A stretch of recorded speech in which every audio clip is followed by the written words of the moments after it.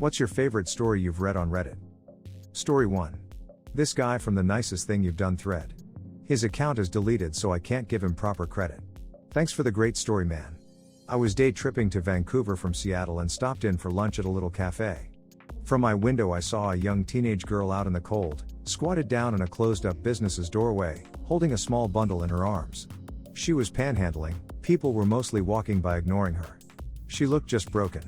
I finished up my meal and went outside, went through my wallet and thought I'd give her $5 for some food. I got up to her and she was sobbing. She looked like she was 14 to 15. And that bundle in her arms was a baby wrapped up. I felt like I just got punched in the chest. She looked up putting on a game face and asked for any change. I asked her if she's like some lunch. Right next door was a small quick trip type grocery store. I got a can of formula for the baby, very young, maybe 2 to 3 months old, and took her back to the cafe though I'd just eaten. She was very thankful, got a burger and just inhaled it. Got her some pie and ice cream. She opened up and we talked. She was 15, got pregnant, parents were angry and she was fighting with them. She ran away. She's been gone almost 1 full year. I asked her if she's like to go home and she got silent. I coaxed her, she said her parents wouldn't want her back. I coaxed further, she admitted she stole $5,000 in cash from her dad. Turns out $5,000 doesn't last long at all and the streets are tough on a 15-year-old. Very tough.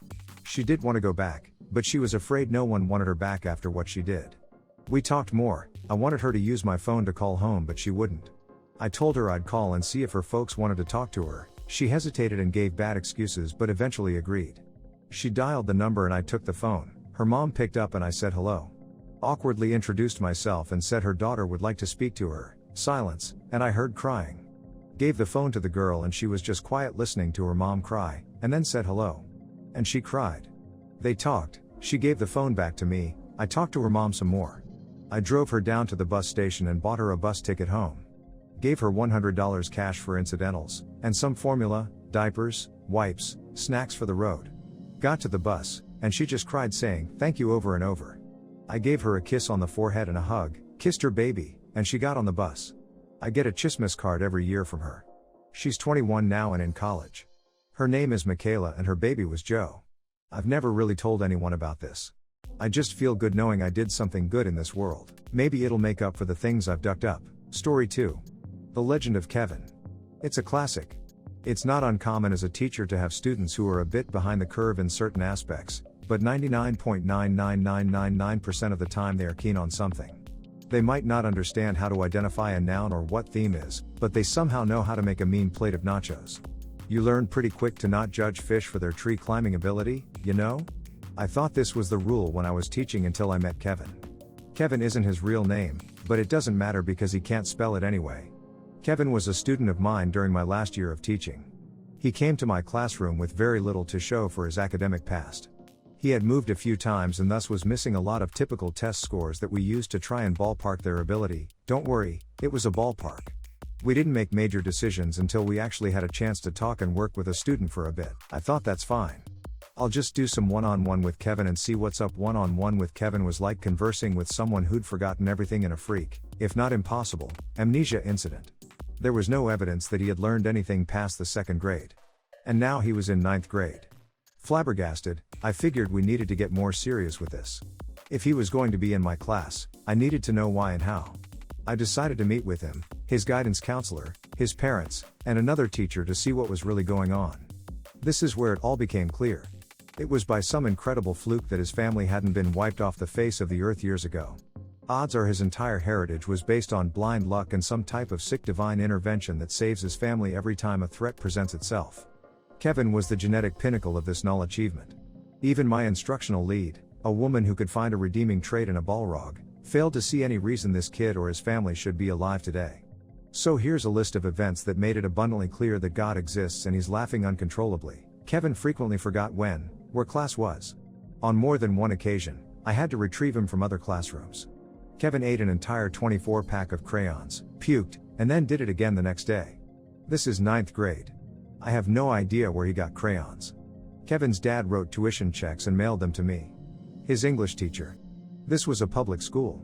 When I gave it back to Kevin, voided, to give to his dad with a brief note explaining that this is a public school, Kevin got in trouble for trying to spend it at 711 after school. Kevin was removed from the culinary arts program after leaving a cutting board on the gas stove and starting a fire. Twice. Kevin threw his lunch at the school resource officer and tried to run away. He ran into a door and insisted it wasn't him. Kevin stole my phone during class. I called it. It rang. He denied that it was ringing. Not that it wasn't his, not that he did it. No, he denied that the phone was actually ringing. He tried it 3 times before the end of the year. Kevin called the basketball coach a mother-ducking bitch during gym. Basketball tryouts were that afternoon. Kevin tried out. It didn't go well. Kevin's mom could never remember which school he went to. She missed several meetings because she drove to other schools, none of which he ever went to. Kevin tased himself in the neck before a football game. Kevin kept a bottle of orange Kool-Aid in his backpack for about 4 months. He thought it would turn into alcohol. He drank it during homeroom and threw up. Kevin say the N-word a lot. Kevin was white. The high school was 84% black. Kevin got beat up a lot. Kevin stole another student's iPhone and tried to sell it back to them. Kevin didn't understand that his grade was dependent on tests, quizzes, homework, classwork, and participation. Kevin finished his first semester with a 3% average. He tried to bribe me with $11. Kevin spit on a girl and said you should get out of those wet clothes. The girl was the Spanish student teacher. Kevin didn't know dogs and cats were different animals. Kevin tried to download porn onto a computer in the library. At the circulation desk. While he was logged on, Kevin asked a girl to prom. He was in 9th grade and freshmen don't go to prom, by asking for her phone number and then texting her his address. Kevin got gum in his hair, constantly. Kevin regularly tried to cheat on assignments by knocking the pile over, grabbing one before I had picked them all up, and then writing its name on it wherever there was room. Kevin had several allergies, but neither his parents nor he could remember what they were. They were very concerned that the holiday party, it's high school, we don't have those, would have peanuts. When they finally got a doctor's note. He was allergic to amoxicillin. Kevin and his parents took a trip to Nassau. How the duck did they even get airline tickets? And forgot all their luggage at home. I didn't believe him when he told me until I talked to him mom, who told me first thing when I saw her at the biweekly meeting. Kevin's grandfather apparently died in a chainsaw accident. I can only assume God was looking the other way that day. Story 3. Don't bother sending a tech, I'll be dead by then.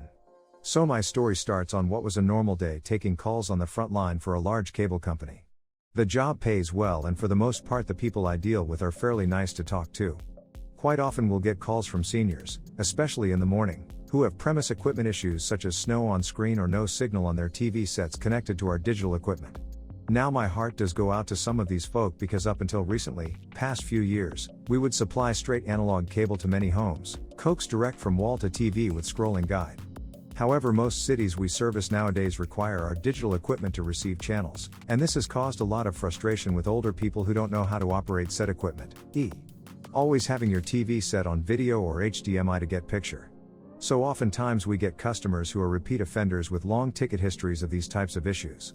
So anyway, I get a call from an older gentleman who's quite bitter and mean right off the bat, doesn't like that I asked for his address, telephone number to verify the account, hates that he has to speak with a machine before reaching an agent, etc. I have some experience handling these types of customers, however this call was going to be a little different. I spent over 45 minutes with this guy, we'll call him Mr. Smith, trying to get his TV set connected to the digital box properly so he could receive a picture. No luck. He was getting clearly frustrated by the whole ordeal and started blaming me for not being able to do my job properly, how I was useless, etc. whatever. Like I said, I've dealt with this before so I tried my best not to take it personally, but eventually I had to ask him if we could book a service tech to the home, a courtesy call, to get his TV working correctly. Unfortunately, our booking calendar was showing an appointment 3 days out. That's when he dropped this on me, don't bother sending a goddamn technician, because I'll be dead by then. I'm 94 and TV is the only thing I have left, are you really going to make me wait for a tech?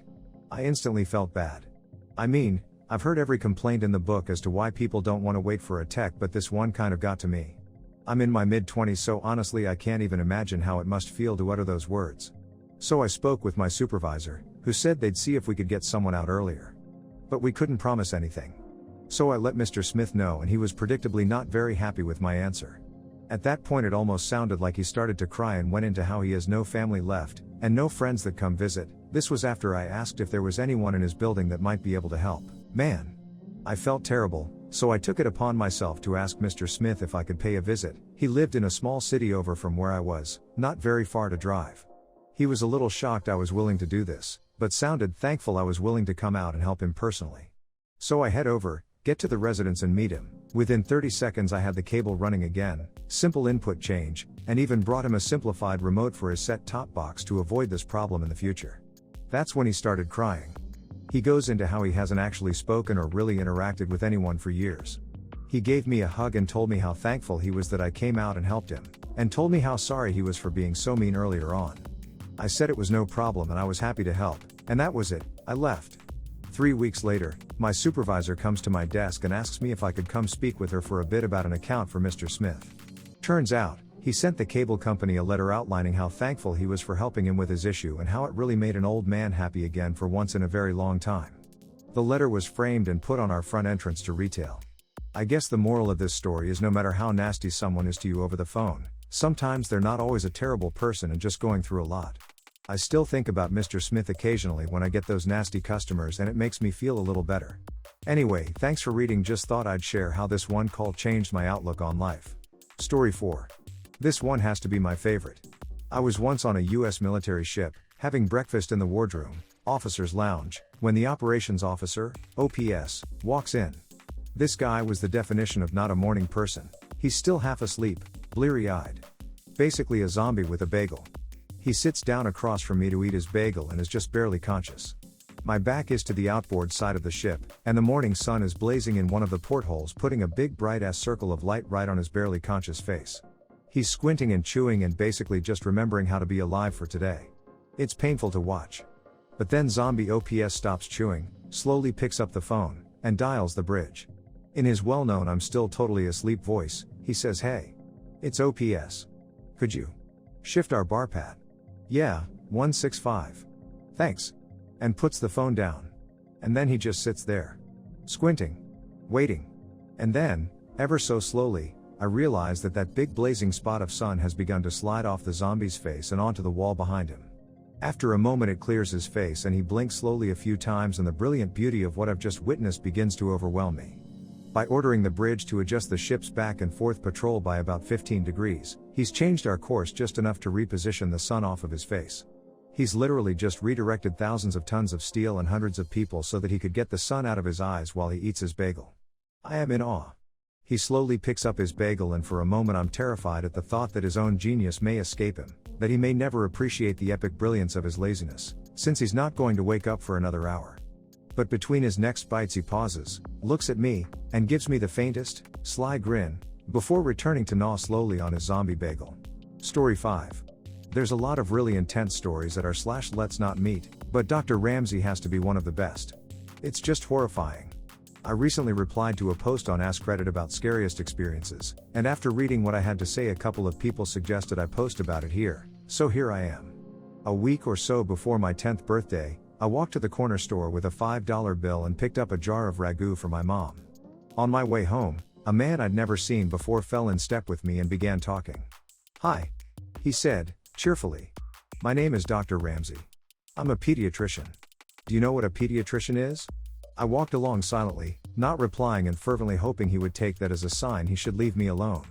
Subtleties were not his strong suit, though, because he kept right on chattering.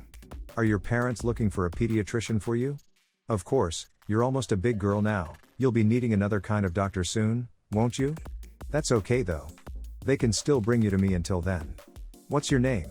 You have beautiful hair. I was just on my way to get some suckers for the candy jar in my office. Do you like suckers?" Thankfully, we were nearing my house, so I ran forward, up the back steps and through the kitchen door. I didn't know it then, but that was the beginning of a very long, very scary ordeal. It didn't take long after that for Dr. Ramsey to begin showing up. At first, it seemed benign enough. At least to a kid. He would drive by nearly every day, smiling and waving. I told my mom, who said maybe it was on his way home from work. But then, the phone calls began. My dad called me into the living room, and sat me down. He asked about the day Dr. Ramsey followed me home, and if I talked to him. He said I wasn't in trouble, but that I needed to tell him the truth.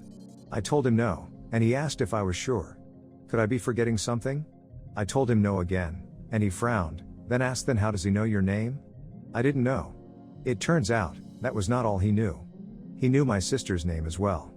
Pretty soon, neither my sister or I were allowed to answer the phone. He called several times a day. At first, neither of us knew what he was saying. Then, one night, one of my brothers told us that he was telling my parents that he was going to hurt me, and later, my sister. Things got complicated after that. My dad had called the police, but as this was before there were any stalking laws, there was not a lot they could do. They told my parents to call back if he tried anything. My dad then called a friend of his from back in the day, who happened to be a cop. For the next month, my dad's friend escorted me to and from school. Suddenly, life as I knew it came screeching to a halt. I couldn't walk to school alone, I couldn't play outside, I couldn't walk to Super America, sort of like a 7 to 11 for those who don't know. When access to me was completely denied, things escalated. It was around this time he began threatening my sister as well. Then one afternoon my sister, two of my brothers, my mom and I were in the kitchen. One of my brothers saw a glimpse of someone in the garage, they'd seen him too.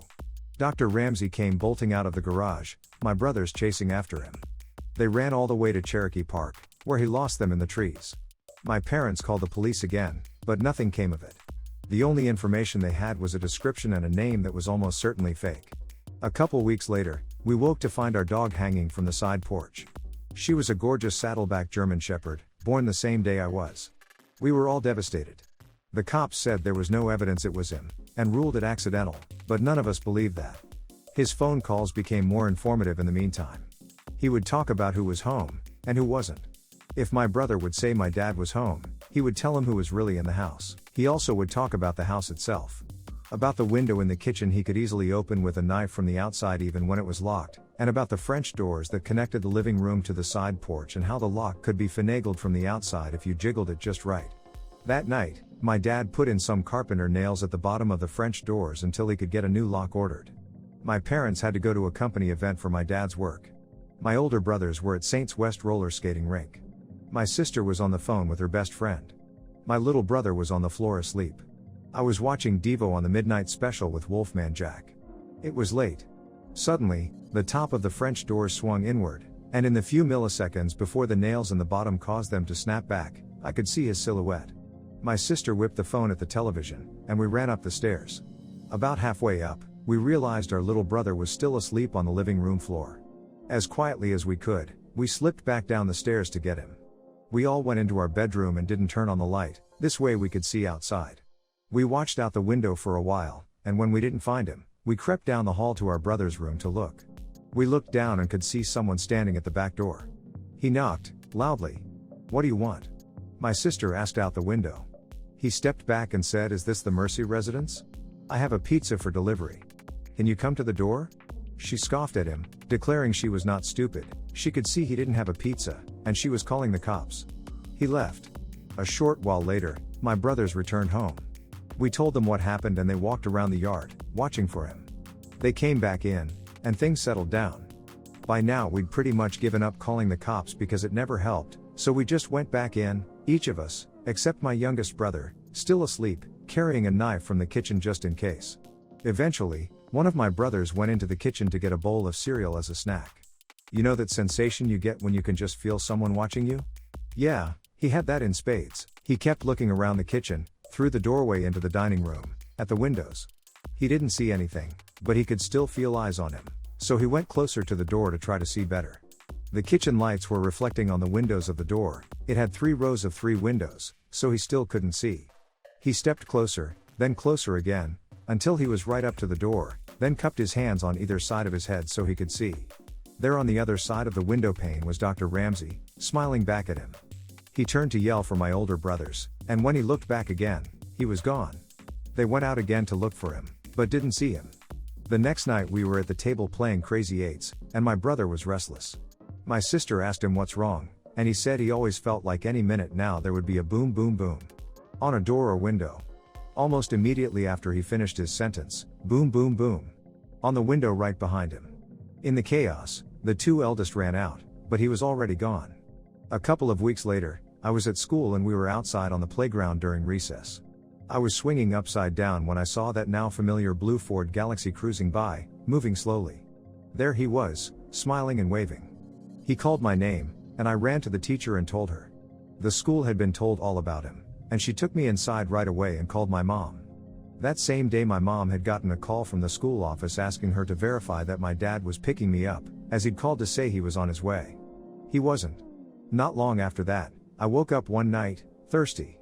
I went down to the kitchen for a drink and there, sitting alone in the dark, was my dad. On the table, a gun. He was tired of the police waiting until Dr. Ramsey tried something. He was tired of his children being terrorized. He was tired of being afraid every time he left for work that something would happen to us while he was gone. I sat with him for a time, watching, before he sent me back to bed. These events, and many more, took place over a period of around 18 months. Then, as suddenly as it began, it was over. He had vanished from our lives, the phone calls, the drive-by with the creepy waves, everything. For a long time, during and after the Dr. Ramsey days, I would have a recurring nightmare in which I would wake up to find him standing over me as I slept. It took a long time before I felt like a kid again. I found out years later that when he was calling, Dr. Ramsey would tell my parents that he was going to abuse me and kill me, and later my sister. And that there was nothing they could do about it. I don't know what happened to him when he disappeared. I don't know if he was in a car wreck, locked in prison, in a coma. But sometimes I wonder if the wait ended for my dad when he was sitting in the darkened kitchen one night. I don't know, and I'm not sure I want to. Update: I am working on bringing this story to a book format, a memoir of sorts. I am doing it partly because writing about it has proven to be cathartic for me, and partly because I want to help others see that this is survivable. I have started a GoFundMe for it because in order to write it completely, I need to be able to house my daughter and I while I'm in progress, and also because I'd like to be able to get my hands on the most information, records possible so that it is as full and accurate a book as it can be. I spent time over the winter in Minnesota, interviewing family so I could fill in the gaps of my own memory. I even, finally, asked my dad if he knew what happened to Dr. Ramsey in the end. Story 6. The one where this kid was being a little shit in Walmart and his mom wasn't doing anything about it. So OP describes in detail how he made the biggest fart in the kid's face.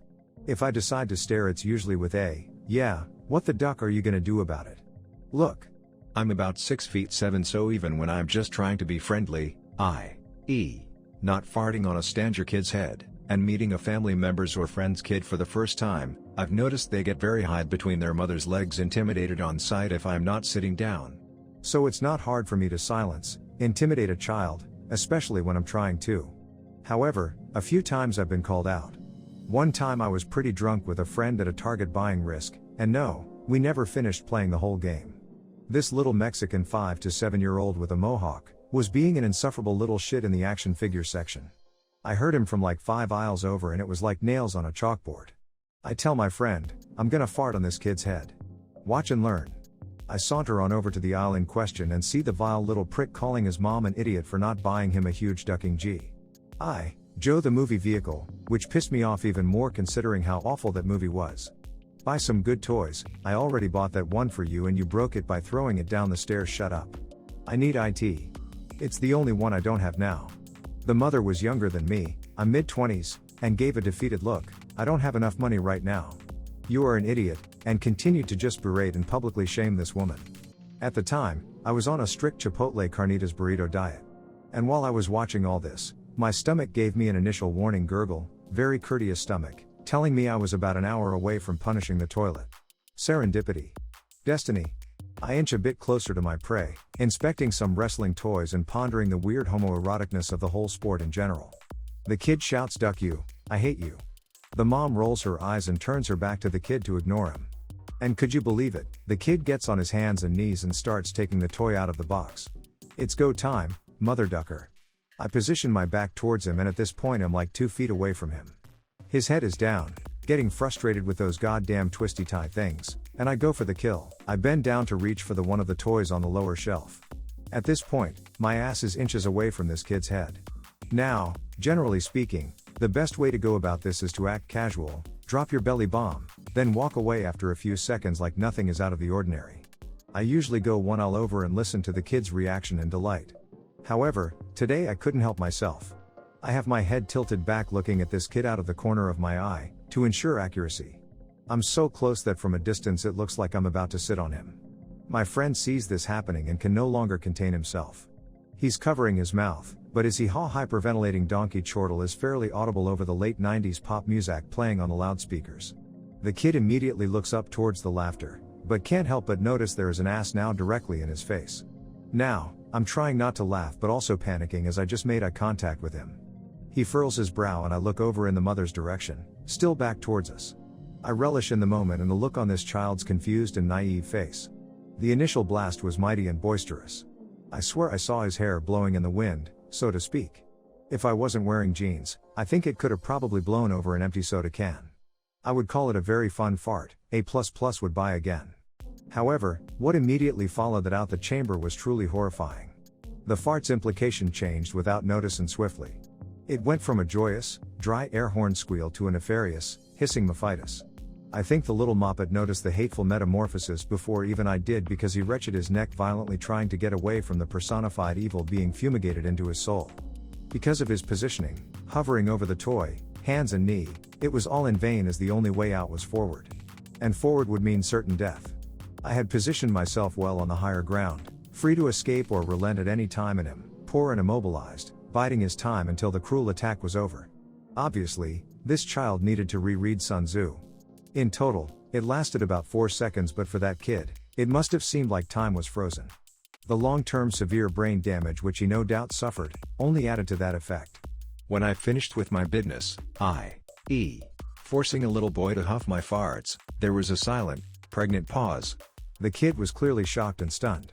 No one had ever stood up to this dwarf sociopath in his whole life. I had taken the words out of his mouth and filled it with fart. I make my move first, picking up the toy I was reaching for off the low shelf, take a few steps forward and stare at it for a few seconds. On to alligator, the only thing the kid could manage to do was burst into tears. My friend senses danger, the jig is up and his head darts for cover. The mom turns around to see her kid with an open toy, crying on the floor and me minding my own business. She walks up to him and asks what's wrong, but the kid can't speak. All he gets out is, "Bawawawa fart bawawa." It took every fiber in my body not to laugh. I put the toy back on a middle shelf, turn around, give a final nonchalant look-see and then begin to take my exit. Sensing that his assailant was getting away scot-free, he somehow managed to compose himself for a moment. He shouts, "He farted on me." I could feel him pointing at me, but I continued to act like I was just browsing. I was almost around the corner when the mom goes, "Excuse me. Sir. Sir." I turn around nonplussed. Who? Me? While pointing to myself. Yes. Did you just fart on my son? Weighing my options, I played dumb. What? I mean, I did fart. On my son? Well, I mean, technically speaking. I mean, what is on? Why did you fart on my son? At this point the little kid has the look of schadenfreude on his face, happy to see me in trouble. Duck you, I'm a man. I will fart on you if I please. I turn my attention to the little kid and stare at him, because the whole store could hear him being a little, rotten asshole to his mother, so I thought I'd come over here and treat him like one. The mom looks at me, her son and the scattered G.I. Joe, wrappers, box on the floor. The mom is puzzled as to what to do and says, just go. That's my cue. I turn around, walk away with little extra step. I look up to see the black orb of security cameras and all the stories on Reddit about unjustly having to register as a Shrek's offender flash before my eyes. As soon as I turn the corner, I book it outside as fast as I can while dialing my friend. Like a true friend, he is right out front with the engine running and Risk in the trunk. We laugh on the car ride back about the whole scene. With a slight hint of seriousness in his tone, my friend asks me, "Do you do that a lot?" Not that much. Like once every 6 months or so. We both knew I was lying. We got to our other friend's house, played Risk until 4 in the morning while drinking scotch. Overall, I would say it was a pretty good day. Story 7. Yeah. You like that, you ducking retard? One of the most upvoted comments of all time, too. An old friend of mine. Really quiet, soft-spoken, polite guy. A total gentleman and a graduate student in the liberal arts. Also, pretty inexperienced, tentative, and vanilla Shreksually. He's dating this really cool girl for maybe 2 months. She is much kinkier in bed. She floats the idea of dirty talk, and apparently likes to be objectified, from time to time. He's hesitant, but wants to please her and doesn't dismiss the idea outright. Changes the subject and figures that they'll revisit the idea another time. Anyway, they have Shreks a few days later for the first time since the conversation. Really going at it doggy style, and she tells him to talk dirty to her. He says that he can't think of anything to say, so he says nothing, and she then repeats the request, but the second time she is not ducking requesting, but demanding it. He comes up with, Yeah. You like that, you ducking retard? He's never struck me as one for embellishment, so I believe him. He said that was it for Shreks that night, although they are still together 2 years on now. Story 8. Ulysses' bucket list. When I was 15 years old, I ran away from home because I was pissed off at my parents for a reason I can't remember. I didn't have much money, so I decided to hop onto the SkyTrain public transport train in British Columbia, and ride it as far as it would go. I reached the end of the line in less than an hour, and decided I wanted to ride it all the way back again, while trying to formulate some kind of plan of how I wanted to live the rest of my life without my parents or anyone. At the last stop, or the first stop depending on your perspective of it, a girl came on and sat in the row right behind me. I didn't pay much attention to her at first, as I was busy writing my life plan on a napkin. It was a few minutes later that she got up and came sat next to me, curious as to what I was writing. I told her the story, and after a few laughs, we began talking about everything and anything. Her name was Amanda, 17 years old, and absolutely wonderful. She told me she was getting off at the last stop, which was also the first stop, depending on how you look at it. It was also the stop I had gotten on originally, and I told her we would ride to it together. The train ride took less than an hour, and what a wonderful hour indeed. When the last stop did come, we both knew we probably wouldn't see each other ever again. This was before the days of cell phones, and I was a shy little kid afraid to make moves. As we got to the end of the sidewalk, which split in 2 different directions, she went right and I went left. Before saying goodbye, she turned to me and asked me a question that has become a wonderful part of my life. She asked me, "Tell me something you have done, or want to do, that you think I should do?" It can be anything, as challenging as you want it to be, or as easy. As long as you give me the rest of my life to complete it, I promise I will do it. I was confused as to why, but I thought about it, and told her, "Sing a song a cappella in a room full of strangers." She said perfect and asked me if I would like a challenge as well. I told her I did, and she told me, "Read, from start to finish, Ulysses by James Joyce." I had never heard of it at the time, but I agreed, and we said our goodbyes. I have an awful memory, and can't remember most conversations I have with most people. But I remember all of that clearly. You know why? Because of the challenge she gave me. In the 12 years that have passed since, I have tried to read that book in over 150 different sittings. Every time I open my copy of the 780-page monster of a book, I always think of her, and I always think of that day. I've never been sure if it was her intent or not, but she left her lasting memory on me with that challenge. I soon after learned what she did was a completely wonderful and amazing thing for me. So I decided to keep it going. I've met a lot of strangers in my life, some that have become friends, and some, due to living in different time zones and whatnot, didn't. I don't want to just have experiences and then let them go. I want to remember these meetings, and embrace the fact that they happened. So whenever I leave someone who has left an amazing impact of my life, I always make sure to add them to my Ulysses bucket list. I ask them to give me a challenge, as difficult or as easy as they want it to be, and regardless of the fact that they have done it or not, simply something their heart has wanted to do. Some have been easy and fun. I met a man in India 9 years ago who told me to, for a week or a month, cook, buy twice as much food as I intend on eating, and give the other half to a stranger in need.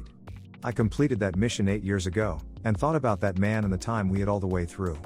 I met a girl on a cruise 6 years ago, who told me to jump into a body of water on a slightly cold day, without touching or feeling the temperature of the water first. I did that the very same year. I met a couple at an outdoor music festival a few years ago that told me to wear the most bizarre outfit imaginable and walk through a public place, completely oblivious to the fact that you aren't looking normal. I did that task the very next day, at the same festival. Some have been difficult, to say the least. 3 guys I met in Amsterdam and smoked all night with, told me to go to a mall and give 10 strangers 10 presents. That one took a lot of courage, but I did it a year or so after I met them. It was nerve-wracking, but at the same time exhilarating, leaving my comfort zone. A girl I met on a plane told me to skydive. I'm still in the process of getting that done. A couple I met in Cali on the beach told me to tell the 5 people I hated the most, that I love them and respect them. That one was very difficult because of my stubbornness, but I've come close to completing that list many a time, still in the process. 2 more people to go. And some things have had an everlasting impact on my daily life. I met a girl at a music festival, who told me that whenever I get mad at someone, walk away, sing my happy song in my head for 5 minutes, go back to the person I'm mad at with a calm heart and mind, and work things out. I've made this my way of life. I once met a man at a gym in a hotel I was staying at, that told me whenever your body and brain tells you that you are exhausted and done, use your heart instead and push out 2 more reps. I've made this my motto when working out or working on any kind of extenuating exercise in which my body demands me to quit. I also use it while working on anything, and while studying. One of the best pieces of advice I've ever received. There are many others that each brought joy to my life. There are still many tasks I have yet to accomplish, and every time I think of these tasks, I think of the people that gave them to me. It amazes me how well I remember all these people, while I can't remember so many aspects of even yesterday. These experiences, not only do I take from them a mission or a challenge, I also take from them a memory of them that never fails to appear inside of my mind. I opened my Ulysses book for probably the 300th time yesterday, and read a few pages, which prompted me to share this story with you today. I'm in the final 30 pages of the book, also known as the most dreaded of the read in the last 40 pages or so. James Joyce doesn't use a single punctuation mark, no periods, no commas, no nothing, a straight 50-page run-on sentence. I never saw Amanda after that day, nor do I know if she ever did get a chance to sing a song to a room full of strangers. But what I do know, is that she gave me a gift that has never once stopped giving. So wherever you may be, thank you for giving me the Ulysses bucket list. And I swear I'll finish it one day. My life advice? Simple, create your own Ulysses bucket list. Story 9. The Poo Butter Story. I have a little brother that farted bare-assed into my face 8 years ago. His asshole puckered and I felt the bubbles of stench roll around my nose and fumigate my sinuses. It was the worst way I've ever woken up. Since that day, I've vowed to return the shame. I recently was on Reddit looking at the worst prank ever, where you melt butter, poop in a butter tub, pour the melted butter on top, let it coagulate, and then it looks like butter and hides your poop. I did that. It took about 2 weeks for anyone to find out about it. We were sitting at dinner and it started to smell a little. The butter had been left out for a few hours and it started to get soft, which for whatever reason was allowing the smell of the poop to be revealed. I tried to put it back in the fridge in my embarrassment because I realized how ducked up a prank it was, and how my family was all eating the butter, not just my brother. I am not a smart man. My mother is the one that found the poop. She took a large knife full out of the tub and the tip of the knife was brown. Breaking the airtight butter seal of the 2-week-old poop allowed for the most horrid stench I could have imagined. The poop had been decomposing for a bit. Nobody knew I did it, because it literally makes no sense. My mother tried to sue the "I can't believe it's not butter" folks until I had to admit I pooped in the butter. I looked around the table after it was said. My father stared blankly into the kitchen. My mother stared at me, a scowl on her face, quickly dropping the knife. My brother exclaimed, "What the duck?" and quickly left the table. Nobody yelled at me. Nobody even looked at me. They just slowly went outside, the three of them, and got ice cream. When they were gone, I quickly cleaned up the mess, the table, washed the dishes, and went back into my room. Now my family won't speak to me. Hate begets hate. Don't join the dark side. Story 10. This one, I've been sitting here for hours trying to find a fitting start to what is ultimately no point in writing. The only one I'll ever tell is the psychiatrist I have an appointment with next week, and you. I have memories of a life I haven't lived, or am living. It's not a past life, or being another person. It's me, Simon, with my same family, same dad and mom, and all my brothers. But yet everything is different. Growing up I thought they were dreams that I just remembered very well. When the subject about dreams came up, and how it's hard to remember them all, I used to tell that I remember almost everything I dreamed about. My perception about what I remembered being dreams changed in my late teens and I never talked about them again, to anyone. I used to row, and it was in my local rowing club I met Claire. She was lovely in every way and I ended up having a crush for her. She however liked my best friend as well. Before I was made aware of this we dated for a few weeks, but when a friend of hers told me about it, I confronted her and she told me it was true. I was heartbroken and we decided to break it off. She started dating my friend and I moved on. Shortly after I met Elizabeth, who is now my current wife. But before me and Elizabeth got serious, Claire and my friend had broken up and she reached out to me and asked me for a second chance. I told her no. But, I also remember saying yes.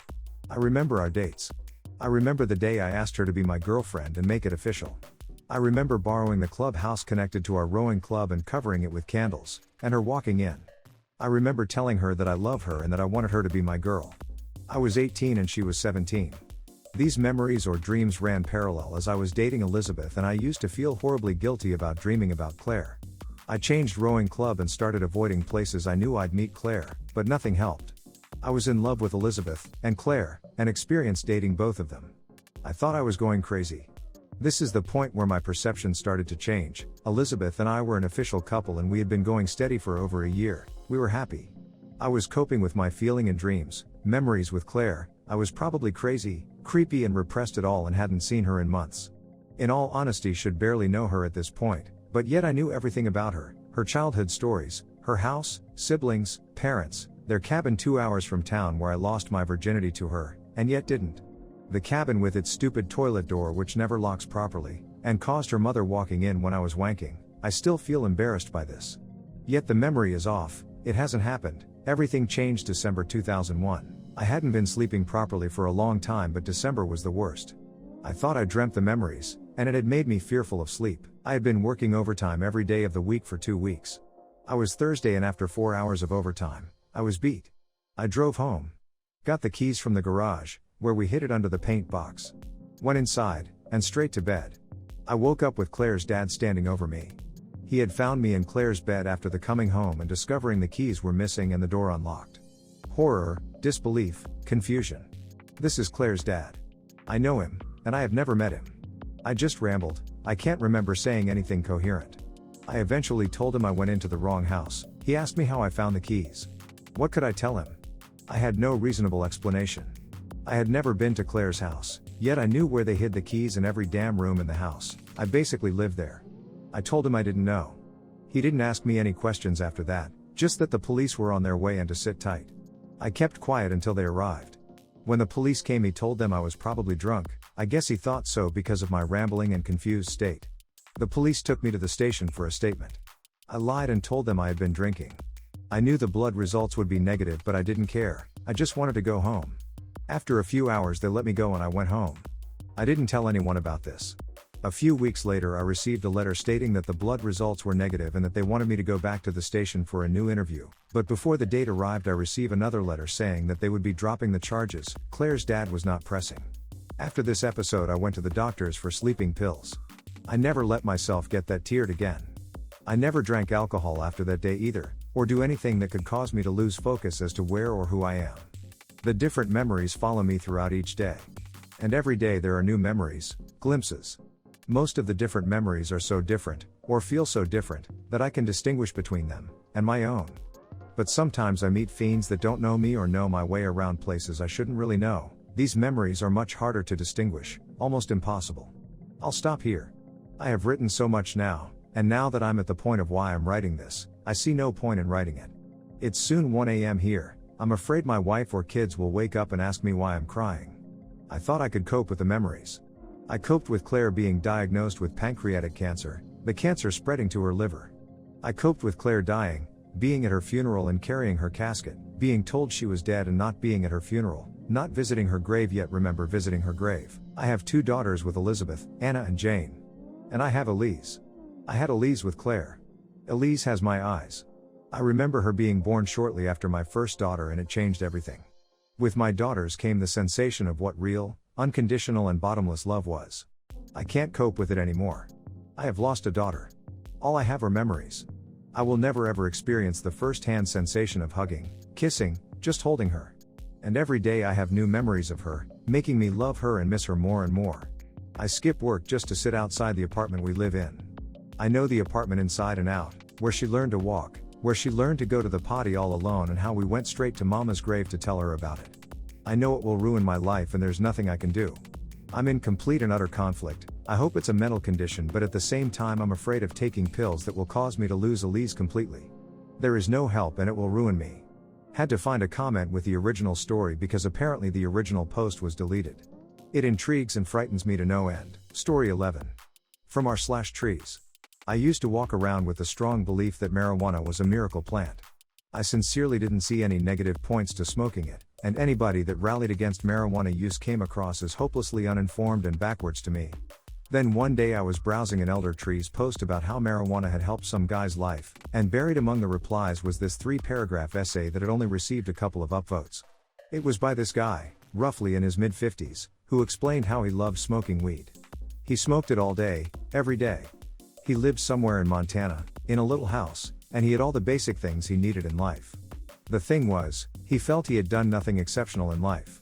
He said marijuana made him content with everything, but he felt that if he hadn't smoked as much and if he had truly gone out and worked for something he might have achieved more of his true potential. He wasn't unhappy, but he always knew he had settled for mediocrity.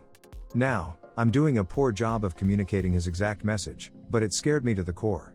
I knew that I too would come home after classes, or work, and would plan to spend time writing my fiction or learning something new, but instead would end up high on my couch watching 3 episodes of some arbitrary show on Netflix. So I reprioritized. I still smoke, but only if I know I've done enough work to justify it. I want to look back on my youth and life and know that I tapped into my true potential. That I made the most of it. I don't want to end up like that guy. Mid-50s, living in a cabin, outwardly content, but inwardly unfulfilled.